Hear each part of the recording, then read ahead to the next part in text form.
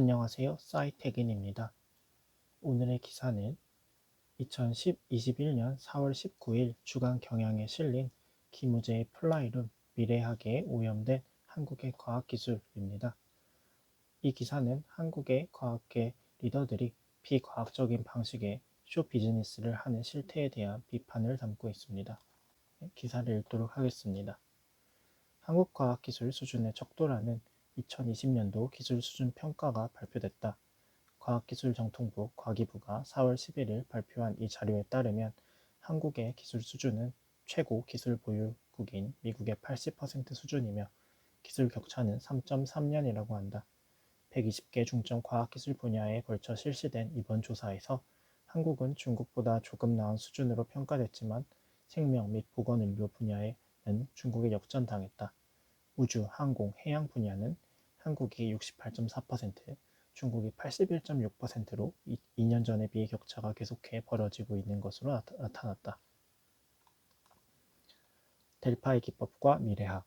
이 보고서에 따르면 한국은 다방면에서 미국을 추격 중이지만 중국이 우리를 따라잡는 속도는 그보다 훨씬 빠르다고 한다. 김성수 과기부 과학기술혁신본부장은 2년 전과 비교할 때 한국의 기술 수준이 향상됐으나 최고 기술 보유국 대비 기술 격차가 여전히 존재하고 중국이 무섭게 추격해오고 있다는 하나마나 한 말로 이 보고서를 요약했다. 과기부는 치열해지는 국가 간 경쟁에서 이를 뒷받침해줄 수 있는 총연구개발 R&D 투자는 주요국에 비해 상대적으로 부족한 실정이라며 돈 탓을 했다. 한국이 국내 총생산 GDP 대비 연구개발비에서 세계 1위를 한 게 벌써 몇 년째다. 한국엔 연구개발비가 없는 게 아니라 돈이 엉뚱한 곳에 사용될 뿐이라는 현장의 목소리는 과기부 관료들에게 들리지 않는 모양이다. 사실 한국의 기술 수준이 이 정도라는 건 대단한 일이다. 근대 과학이 탄생한 유럽의 과학을 실용주의 철학으로 재탄생시킨 미국, 메이지 유신 때부터 과학기술에 투자해온 일본, 최근 들어 엄청난 국가적 투자로 과학기술에 올인하고 있는 중국에 비한다면 한국은 강대국들 틈바구니에서 정말 잘하고 있는 것인지 모른다. 분명 한국 사회에서 활동 중인 현장의 과학기술인들은 세계 수준에 올랐고 제대로 된 기회만 주어진다면 얼마든지 최고의 연구 성과를 낼 준비가 돼 있다. 문제는 현장을 뒷받침하지 못하는 컨트롤 타워다. 한국 과학기술계의 컨트롤 타워는 행정 편의주의에 빠진 과학기술 관료들의 관료주의와 과학기술의 무지한 정치적 리더십 그리고 그 관료들과 정치인의 빌부터 기생하는 정치과학자들의 무능으로 무너져가고 있다. 예를 들어 이번에 과기부가 발표한 기술 수준 평가는 델파이 기법이라는 연구조사 방법론으로 분석된 것이다. 델파이는 미래를 예측했다는 고대 그리스 신의 이름이다. 델파이 기법이란 주로 미래의 특정 시점을 예측하는 경우에 사용하는 분석 방법인데 다수의 전문가 직관을 계량화하는 예측법이라고 생각하면 된다.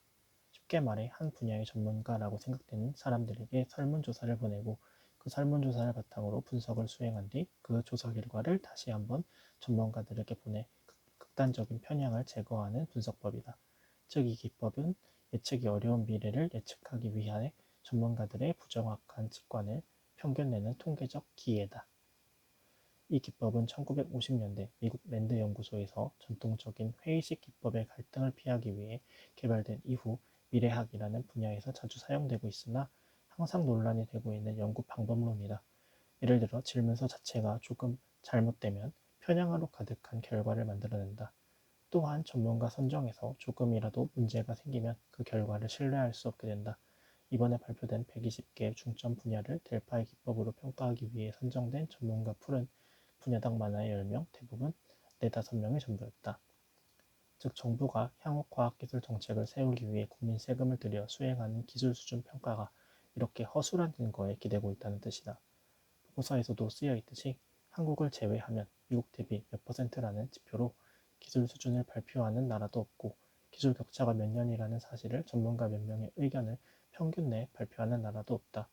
한국 과학기술 정책이 만들어지는 방식이 대체로 이렇다. 과학기술 현장은 이런 황당한 보고서로 과학기술자들을 조종하는 관료들의 헛소리로 신음하고 있다. 과학기술을 평가하는 방식은 더욱 과학적이어야 한다. 카이스트 총장과 점성술. 미래학이 과학기술 정책의 임무라고 생각하는 사람들은 관료들 뿐만이 아니다. 한국처럼 미래학이 발달한 나라는 드물다 할 정도로 한국의 과학기술 관료와 정치과학자들은 미래학에 목숨을 걸고 있다. 그리고 한국에 퍼진 미래학은 과학기술 정책과 과학기술 현장에도 파고들어 심각한 문제를 만들어내고 있다. 예를 들어 국회에 세워진 국회 미래연구원은 미래학 세력이 국회를 설득해 만들어진 연구기관인데 과거 제로존이라는 유사과학을 강력하게 지지하던 학자가 주요 보직을 맡고 있다.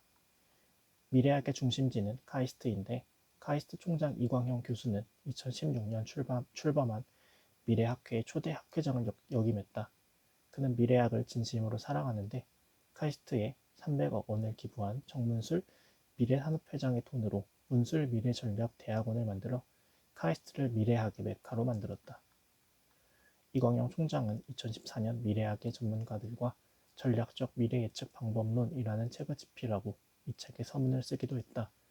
이 책에서 그는 복잡해지는 현대사회에서 미래를 내다보고자 하는 인류의 욕망이 역술과 점성술이라는 역사로부터 시작되며 미래학 방법론을 34가지로 집대성해 책을 출판하는 포부를 밝힌다.